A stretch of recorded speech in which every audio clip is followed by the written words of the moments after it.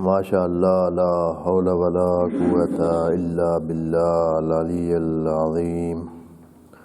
اعوذ باللہ من الشیطان الرجیم، بسم اللہ الرحمن الرحیم۔ وعلیکم السلام۔ الحمد للہ وکفی والصلاة والسلام علی عبادہ الذین اصطفی، اما بعد فرب اشرح لی صدری ویسر لی امری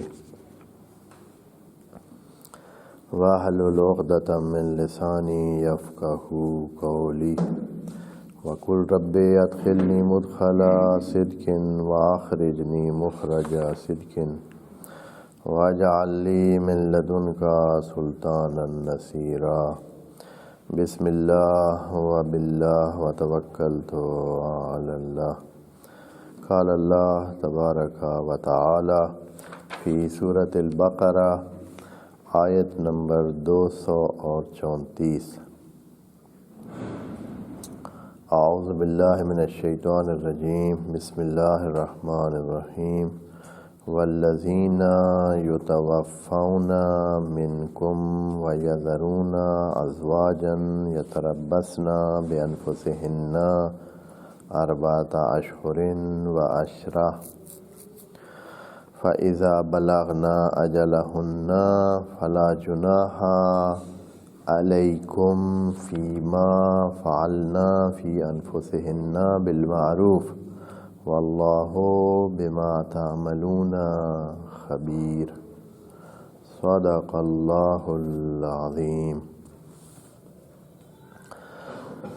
یہ آیت انسانی زندگی کا ایک اور پہلو لے کے آ رہی ہے اور انسانوں کی رہنمائی فرما رہی ہے کہ اس قسم کے مسائل میں انسانوں کو کیا رویہ اپنانا چاہیے، اور یہ کافی ساری ایسی باتیں جو کہ ہمارے اجتماعی زندگی کے لیے ہیں یا ہماری دنیاوی زندگی سے مربوط کام ہیں اور طریقہ کار ہے زندگی کا، جو ہمیں قرآن بتاتا ہے، خدائے کریم ہمیں ان الفاظ کے ذریعے بات پہنچاتا ہے۔ یہ صرف اس لیے ہیں کہ وہ جو انسانوں کے لیے خدائے کریم نے راستہ متعین کیا ہے وہ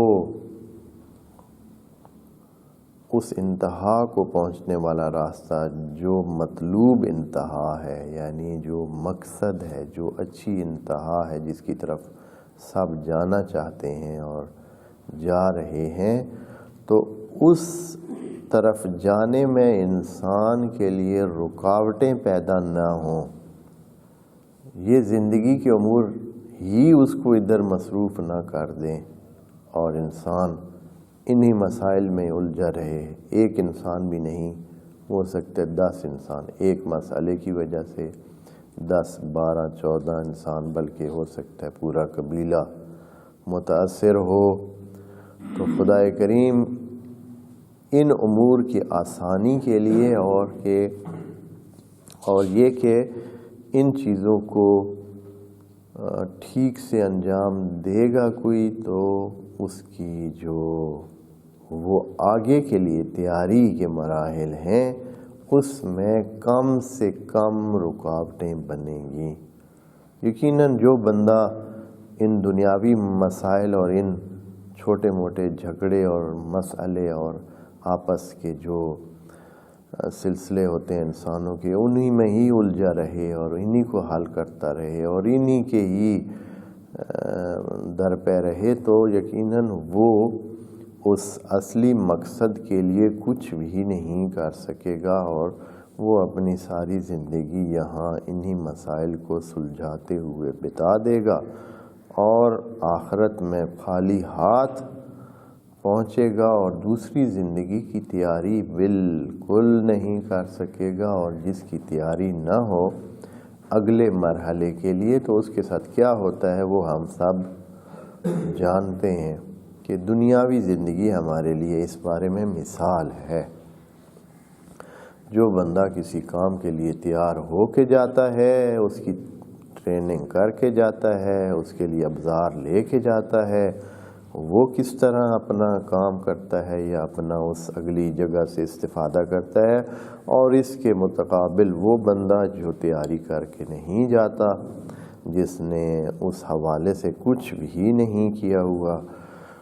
مثال کے طور پر حتیٰ اگر کوئی پانی کے کنویں پر پہنچا ہے اور پانی پینے گیا ہے اور اپنے ساتھ وہ پانی نکالنے کے لیے ابزار نہیں لے گیا ہے، اپنے پاس ڈول نہیں لے گیا ہے، رسی نہیں لے گیا ہے، یا اگر برقی آلات اس کے ساتھ نہیں ہیں جن کی مدد سے وہ پانی کو نکال سکتا ہے، تو کنویں کے ہوتے ہوئے بھی وہ کیا رہے گا؟ پیاسا ہی رہے گا۔ اور اسی طرح حتیٰ سمندر میں بھی یہی کیفیت ہوتی ہے کہ وہاں تک بھی لوگ جاتے ہیں اور بعض اوقات اسی حالت میں کہ سمندر سے پانی لینے کے وسائل نہیں ہیں، اور اگر خود جو ہے وہ اندر جاتا ہے تو پھر ایسی صورت نہیں ہے کہ وہاں سے وہ واپس آ سکے۔ تو یہ چیز اسی طرح ہے۔ بس یہ خدائے کریم جو ان آیات میں یہ ہمیں ہماری شخصی زندگی کے بارے میں مختلف قسم کے احکام بتا رہا ہے، یہ حقیقت میں ارشادی ہیں، یعنی انسان کی زندگی کو آسان بنانے کے لیے خدائی نسخے ہیں۔ اور چونکہ انسان اس میں بعض اوقات نظر انداز کرنے کا رویہ اور غفلت کا طریقہ اپناتا ہے، اس کی وجہ سے بعض چیزوں کو خدائے کریم نے واجب قرار دے دیا ہے کہ جیسے آپ بچے کے فیوچر کے لیے کیا کرتے ہیں، اس کا مستقبل آپ کی نظر میں ہے، اس لیے آپ اس کو لازمی قرار دیتے ہیں کہ یہ کرے۔ اگر آپ نہ کہیں تو اس کو اپنے فیوچر کی کوئی پرواہ نہیں ہے، اس کو تو پتہ ہی نہیں ہے، اس کو سمجھ ہی نہیں ہے، اس کو وہ تجربہ ہی نہیں ہے، اس کے ذہن میں وہ مستقبل کے حوالے سے کوئی تصور ہی نہیں ہے، تصویر ہی خاص نہیں ہے، سوائے کچھ کے باقی سارے جب تک وہ ان کو لے نہ جایا جائے اس طرف کہ ان کو سمجھانے سے صرف وہ نہیں سمجھتے ہیں۔ یہ احکام خدائے کریم اس وجہ سے جبراً یعنی واجب کی صورت ان کو تب دی جاتی ہے کہ انسان فطری طور پر یا اپنے جس ماحول میں ہے، جس ایریا میں ہے، زمینی ایریا میں ہے، تو یہاں وہ متاثر ہوتا ہے اتنا زیادہ اپنے آس پاس سے کہ اس کو وہ جو آئندہ کا مسئلہ ہے وہ بھول جاتا ہے، اور وہ اپنے بعد والے کل کو بالکل ہی سوچتا نہیں ہے اور اس کے لیے پھر کچھ نہیں کرتا ہے۔ تو خدائے کریم کا یہ اضافی کرم ہے، جیسے والدین کا اضافی کرم ہوتا ہے۔ وَإِلَّا وہ کہیں کہ بھائی ہماری ذمہ داری آپ کو کھانا دیتے ہیں، پینا دیتے ہیں، سونے کے لیے جگہ دیتے ہیں، باقی آپ کی مرضی ہے، کریں تو کریں، نہیں کریں تو جو مرضی ہے۔ کر سکتے ہیں یہ والدین، کوئی بچہ پڑھے ٹھیک ہے، نہ پڑھے نہ پڑھے، چھوڑ دیں، ٹھیک ہے جی، آپ کی اپنی زندگی، ہماری اپنی زندگی، کر سکتے ہیں یہ والدین۔ لیکن یہ اضافی کرم ہوتا ہے والدین کی طرف سے، یہ اضافی رحم ہوتا ہے، اضافی پیار ہوتا ہے کہ وہ کیا کرتے ہیں، بچے کو جیسے بھی ممکن ہوتا ہے اس کو اسکول بھیجتے ہیں، اس کو تعلیم دلواتے ہیں، اس کو تربیت دلواتے ہیں تاکہ وہ کل کے لیے تیاری کر سکے۔ تو یہ جو امور خدائے کریم نے واجب قرار دیے ہیں، حالانکہ یہ ہماری اپنی زندگی ہے، یہ ہمارے اپنی زندگی کے مسائل ہیں، ہمارے معاشرتی مسائل ہیں، ہم نے حل کرنے ہیں، کریں تو کریں، نہ کریں تو اللہ کو اس سے کیا، ہاں جو نقصان کرنے ہیں ہم نے کریں ہم۔ لیکن خدائے کریم چاہتا ہے کہ ہم نقصان نہ کریں، ہم ان چیزوں کو اپنا کر ٹھیک راستہ اپنائیں اور اس مقصد تک آرام سے پہنچ جائیں اور آسانی سے پہنچ جائیں جدھر پہنچنا چاہتے ہیں۔ اب جو مسئلہ اس آیت میں، آیت نمبر 234 میں بیان ہو رہا ہے وہ یہ ہے کہ انسانی زندگی میں یہ چیز پیش آتی ہے، اور میں ایک حقائق کے مطابق ایک لطف اندوز بات بھی ہے یہاں کہ کیسے خدا کریم نے یہ مسئلہ بیان کیا؟ فرماتے ہیں کہ والذین یتوفون منکم، جو آپ میں سے چلے جاتے ہیں دنیا سے، یتوفون یعنی وفا کر جاتے ہیں، یعنی ان کی وہ توفی کا ٹائم آ جاتا ہے. جیسے اللہ نے کہا اللہ یتوفی الانفس حین موتہا، اللہ توفی کرتا ہے یعنی اپنا وہ جو واپس لے لیتا ہے. وفا یعنی جو چیز پہلے سے طے ہوتی ہے اس کو پورا کر دینا، اس کو جس طرح کرنا چاہیے تھا کر دینا، یہ ہوتا ہے وفا. تو طے تھا کہ ہم انسانوں نے ادھر زمین میں آ کر پھر دوبارہ کیا کرنا ہے، اپنا زمینی لباس اتارنا ہے اور پھر اپنے روح کو واپس اسی طرف جانا ہے جہاں سے آیا تھا. تو اللہ یتوفی الانفس حین موتہا، جب مرتے ہیں انسان تو اللہ ان کے روحوں کو توفی کر لیتا ہے، یعنی وصول کر لیتا ہے. جو دینا تھا، جو ڈیو تھا، جو بنتا تھا واپس جانا، وہ واپسی ہو گئی ہے. اور اللہ نے اسی طرح خدا کریم نے ایک اور آیت میں کہا ہے کہ یہ فرشتے جو آپ پر موکول کیے گئے ہیں یہ آپ کا روح کو توفی کرتے ہیں. پر اس میں دو بعض اوقات خدا کریم اپنی طرف نسبت دی ہے، بعض اوقات فرشتوں کے بارے میں کہا ہے کہ وہ وصول کرتے ہیں. اس سے پتہ چلتا ہے کہ کچھ لوگوں کے روحوں کو فرشتے وصول کرتے ہیں اور کچھوں کو خدا کریم خود وصول کرتا ہے. بڑی عجیب سی بات ہے. بہرحال یتوفون جو توفی کرائے جاتے ہیں، یعنی جن کی وصولی روحوں کی ہوتی ہے. وَيَذَرُونَ أَزْوَاجًا، اور اپنے پیچھے چھوڑ جاتے ہیں. یَذَرُونَ یعنی چھوڑ جاتے ہیں، بچا جاتے ہیں، چھوڑ جاتے ہیں. ازواجن اپنی ازواج. یتربصنا وہ انتظار کرتی ہیں. یہاں جو جملہ خدا کریم نے کہا ہے وہ اس ٹائپ کا ہے کہ جیسے بھائی خبریہ ہے، یعنی یہ چیز تو ہے نا، یعنی یہ چیز تو طے ہے کہ ایسے ہی ہوتا ہے، ایسے ہی ہونا ہے. حکم آگے بتائیں گے. یہاں صرف ابھی تیاری کے مراحل میں یہ تو خدا کریم نے یعنی جو جملے شرطیہ ہے ابھی وہ جاری ہے. کیا والذین یتوفون، کہ جو لوگ یعنی موصول ہے جس کا صلہ جاری ہے. والذین وہ جو لے لیے جاتے ہیں واپس آپ میں سے اور اپنے کوئی ازواج چھوڑ جاتے ہیں، وہ انتظار کریں گی خود 4 مہینے اور 10 دن. 4 اشہر و 10، 4 مہینے اور 10 دن. شوہر اور بیوی کی جدائی ہے. اب جدائی ہو گئی ہے، فوتگی کے ساتھ بھی جدائی ہوتی ہے. طلاق کی جدائی پر رحم کا حال جاننے کے لیے کیا تھا؟ 3 مہینے دیکھنا تھا کہ رحم کی حالت کیا ہے، آیا اس میں کوئی سلسلہ ہے یا نہیں ہے، یا ویسے ایک ٹائم طلاق کے بعد خدا کریم دینا تھا کہ بھائی تاکہ صحیح سے جم کر سوچ لیں کہ اس کام کو پورا کرنا ہے یا نہیں ہے. طلاق نہیں ہونی چاہیے. خود عدہ رکھنا کتنا مہم ہے. بہرحال وہ گزر گیا ہے. تو 3 مہینے تو اس جدائی کے حوالے سے، 40 دن اور خدا کریم نے اس خاتون کو مزید دیے ہیں شوہر کے احترام کے لیے. ایسے 3 مہینے ہوتے ہیں، 3 مہینوں میں رحم کی حالت پتہ چل جاتی ہے کہ کیا ہے اس میں، کوئی آیا پچھلے شوہر سے کوئی بچہ ہے یا نہیں ہے.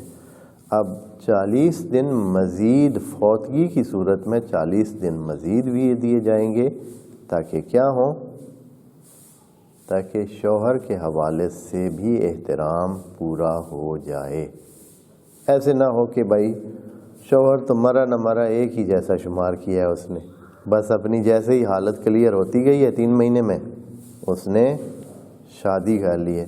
تو اس صورتحال سے نکالنے کے لیے خدا کریم نے انتظام کر دیا ہے کہ ہو سکتا ہے کوئی ایسے بندے بھی ہوں جو ان چیزوں کو اگنور کرتے ہوں، تو خدا کریم نے اس چیز کو اپنے احکام میں ڈال دیا ہے کہ یہ دھیان کرنے والی چیز ہے۔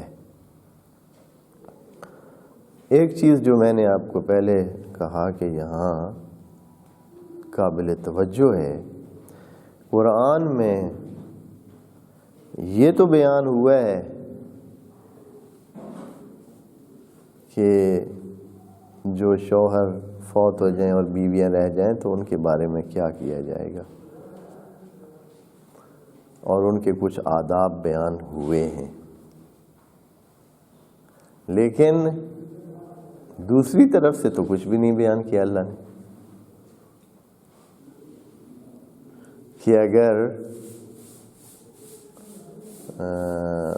یہ جو بیوی ہے پہلے فوت ہو جائے تو شوہر کو کیا کرنا چاہیے۔ آیا اس نے بھی کچھ آداب کا دھیان کرنا ہے، ہاں، یا بیوی کا جنازہ اور دوسری طرف اپنی سیٹنگ جو ہے وہ ایک ہی دن ہونی ہے۔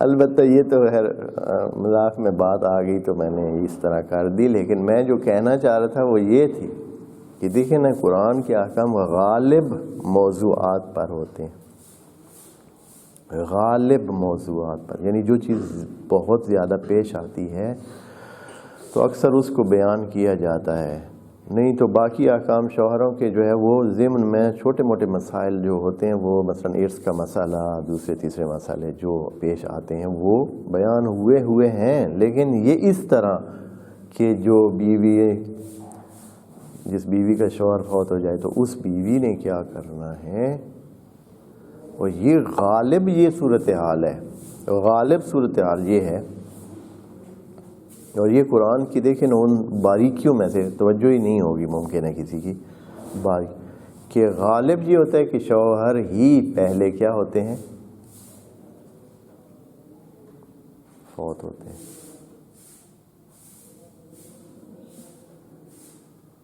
غالب ہے جہان میں، پورے جہان میں اس بات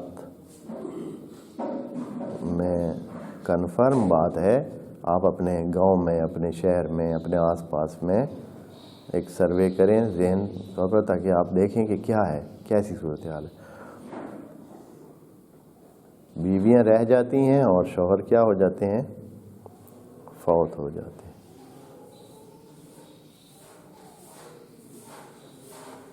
قرآن کی بات بھی دیکھیں، دوسری طرف تو ذکر ہی نہیں کیا، صرف کہا ہے کہ والذین یتوفون منکم ویذرون ازواجا، اور بیویوں کو چھوڑ جاتے ہیں، بس بیویاں رہ جاتی ہیں اور بس اپنا حال احوال جان لیں کہ صورتحال کیا ہونی ہے۔ تو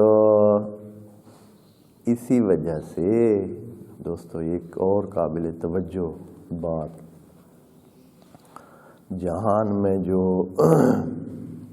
عمر کی ریشو ہے، عمر کے جو سٹینڈرڈ ہیں،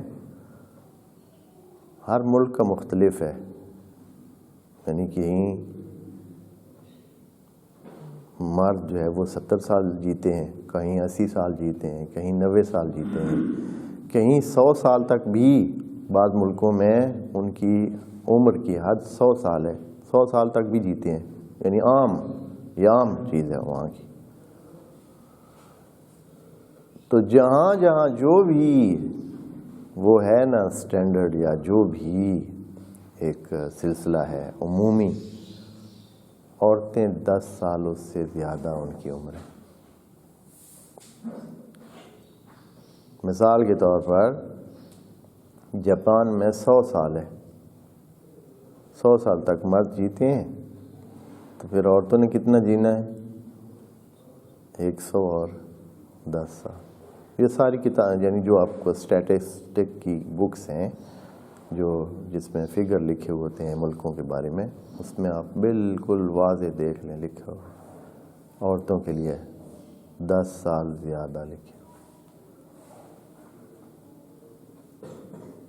جیسے تیسری دنیا کے جو ممالک ہیں وہاں ریشو جو ہے وہ کیا ہے، کہیں 64 ہے، کہیں 70 ہے، کہیں 66 ہے، کہیں 68 ہے، کہیں کتنی ہے، اسی رینج میں ہے تیسری دنیا کے جو ممالک ہیں، یعنی جو تھوڑے سے معاشی حالات میں پیچھے ہیں، ترقی میں پیچھے ہیں، تو ان کی لوگوں کی عمروں کی حد بھی کم ہے، کیونکہ لائف سیونگ جو شعور یا لائف سیونگ جو وسائل ہیں وہ دونوں وہاں نہیں ہیں اتنے کہ ان کی لائف کو مینٹین رکھا جائے، یا ان کے جو غذائی ضروریات ہیں وہ اس طرح پوری نہیں ہوتی ہیں، اس لیے ان ملکوں میں زندگی کی جو سطح ہے وہ کم ہے. بہرحال بات اس سے ہو رہی ہے کہ خدا کریم نے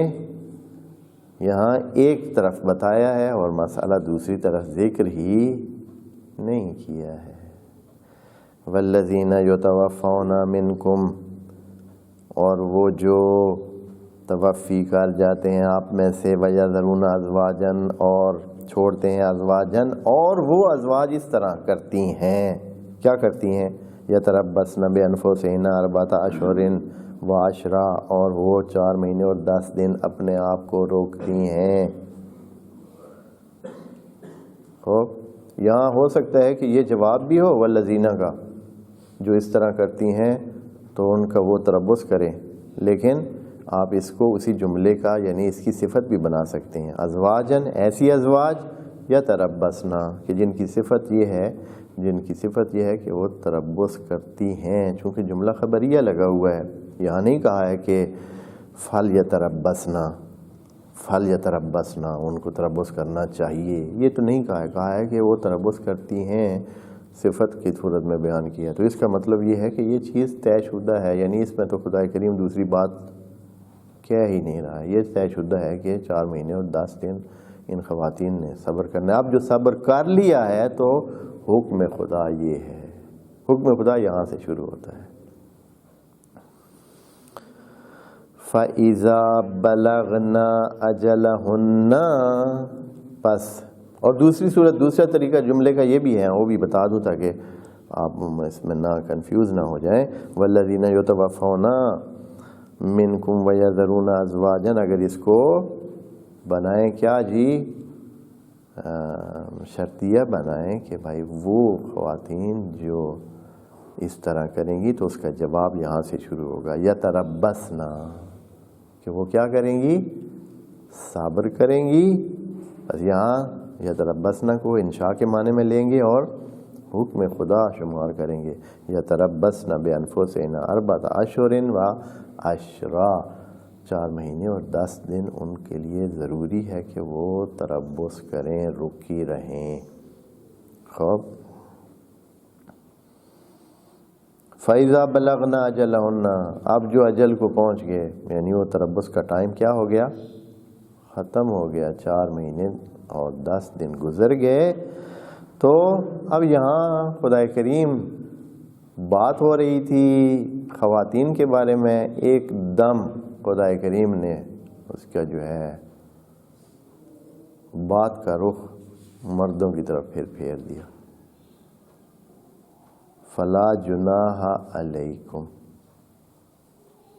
تو اے مومنین، اے ایمان والو، یا اے دین کو ماننے والو، آپ کے لیے کوئی مسئلہ نہیں ہے. کیا یعنی آپ کے لیے مسئلہ نہیں ہونا چاہیے. فلا جناح علیکم یہاں بھی پھر خبریہ کی صورت میں، لیکن یہ ہے کہ چاہیے اس میں موجود ہے. فلا جناح علیکم، یہ آپ کا مسئلہ نہیں ہے. فلا جناح علیکم یعنی آپ پر کوئی بار نہیں ہے، یہ آپ کی رسپانسبلٹی یا آپ کی ذمہ داری ہی نہیں ہے. کیا نہیں ہے، فی ما فعلن فی انفسہن، جو وہ اپنے بارے میں کچھ کرنا چاہیں تو یہ آپ کا مسئلہ نہیں ہے. یعنی اس لیول پر بالکل علیحدہ کر دیا کہ یہ آپ کا مسئلہ ہی نہیں ہے. جو بھی کریں, کتنی چھوٹ دے دی ہے خدا کے. مثلا وہ چاہ رہی ہے کہ بس ٹھیک ہے جی میں ادھر رہنا ہی نہیں چاہتی ہوں, میں وہ کراچی رہنا چاہتی ہوں, میں مثلا فلاں ملک میں جانا چاہتی ہوں. ٹھیک ہے بھائی, اس کا اپنی مرضی. اکثر فقہا نے اور اکثر مفسرین یا مترجمین نے تو یہی کچھ لیا ہے کہ کس بارے میں, شادی کے بارے میں, کہ اگر وہ کہیں شادی کرنا چاہتی ہے تو آپ اسے نہیں روک سکتے, اپنی مرضی شادی میں کر سکتے. لیکن خدا کریم یہ نہیں کہہ رہا ہے. وہ بات تو طلاق یافتہ عورتوں کے بارے میں جب کہا تھا تو وہاں کیا بتایا تھا, دیکھیں نا جملوں میں کتنا فرق ہے. وہاں کہا تھا کہ جب یہ فارغ ہو جائیں فلا تعضلوہن ان ینکحن, وہ آیت نمبر 232 میں تھا کہ اگر وہ جب طلاق دی جا چکی ہوں اور پھر اپنے مدت کو پہنچ چکی ہوں تو پھر فلا تعضلوہن ان ینکحن, تو آپ لوگ رکاوٹ نہ بنے کہ وہ نکاح کریں جدھر مرضی ہے. وہاں صرف نکاح کی بات تھی, یہاں نکاح کی بات نہیں ہے. یہ دائرہ اس کا بہت وسیع ہے. خدا کریم کے الفاظ ہیں, ایسے نہیں ہے کہ بس ٹھیک ہے جیسے ہی منہ سے بھائی بات نکلتی ہے, یہ نکل گئی تو یہ صحیح, جو وہ نکل گئی تو وہ صحیح. تو یہاں کیا فرما رہے ہیں, فلا جناح علیکم فیما فعلن فی انفسہن, وہ اپنے بارے میں جو بھی سوچیں, اپنے بارے میں جو بھی وہ کریں, جیسے بھی کریں, ادھر رہیں نہ رہیں, آپ کا ساتھ دیں نہ دیں, آپ کے یعنی آپ کی مرضی کے مطابق نکاح کریں نہ کریں, اصلا سرے سے شادی نہ کریں, جو مرضی کریں وہ, یعنی یہ آپ کی ذمہ داری نہیں ہے, یہ ان کی اپنی ذمہ داری ہے. فی انفسہن, وہ اپنے بارے میں خود ہی تمام چیزوں کی وہ کر سکتی ہیں اور کرنے. صرف نکاح کے بارے میں بات نہیں ہو رہی ہے. وَإِلَّا جیسے طلاق کے بارے میں بات کی تھی, نکاح کی بات کی تھی, تو وہاں خدا کریم نے نکاح کا ذکر کیا تھا.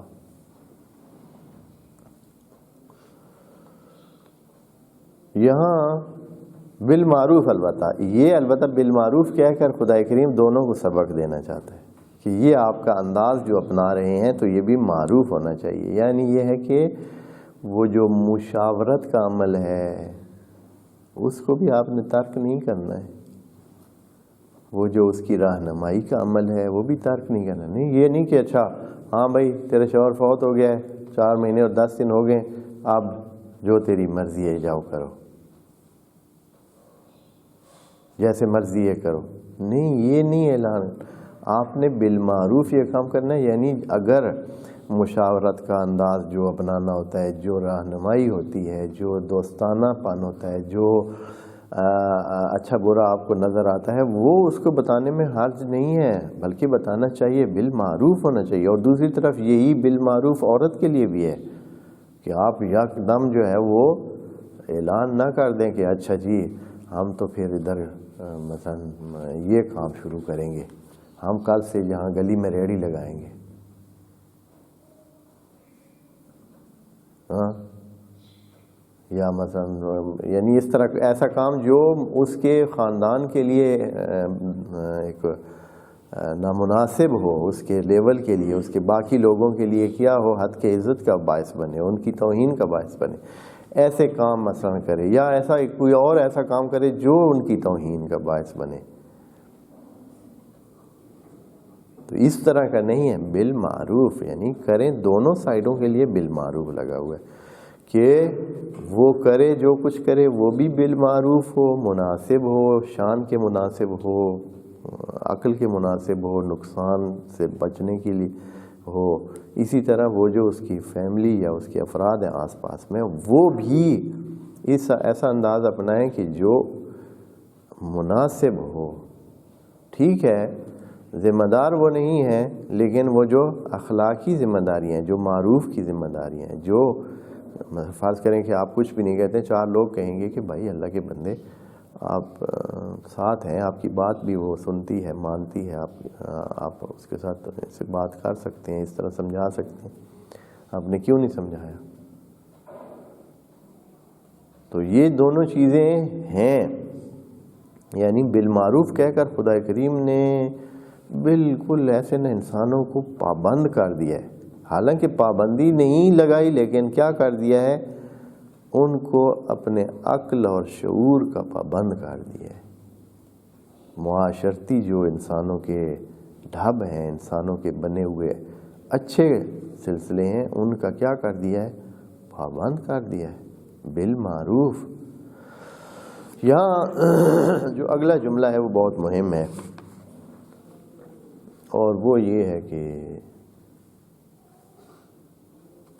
واللہ بما تعملون خبیر۔ یہاں یہ جملہ کہا ہے واللہ بما تعملون خبیر۔ صرف آپ کی توجہ کے لیے میں تھوڑا سا دو جملے اور بتاتا ہوں، پھر اس کی بات انشاءاللہ اگلے اس میں کریں گے، اگلے سیشن میں۔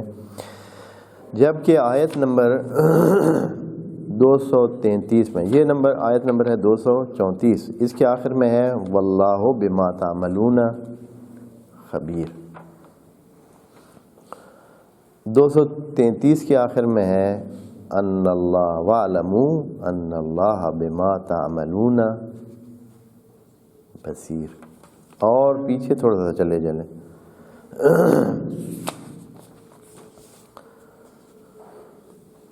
آیت نمبر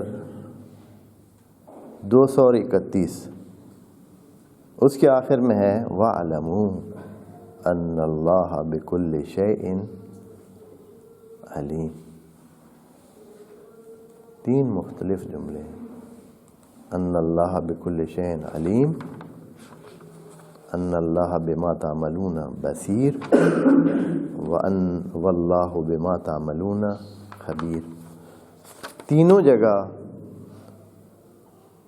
بات انسانوں سے مربوط کام کی ہے، اور خدا کریم کے اس بارے میں علیم بصیر و خبیر۔ تو یہ کیا ہے؟ یہ قرآن کی وہ نزاکت ہے، وہ دھیان ہے، وہی چیز ہے جس کو خدا کریم چاہتا ہے کہ انسانوں میری باتوں کو ایسے عام انسانوں کی باتیں مت لیں۔ ہر بات جہاں کہی گئی ہے تو وہ مختلف اگر ہے تو اس کا معنی بھی مختلف ہے۔ انشاءاللہ اس چیز کو ہم اگلے سیشن میں، اگلی شخص میں انشاءاللہ عرض کریں گے، کیونکہ ٹائم لے گی یہ بات ذرا تھوڑی سی، تو اس لیے انشاءاللہ عرض کریں گے۔ والسلام علیکم ورحمۃ اللہ وبرکاتہ۔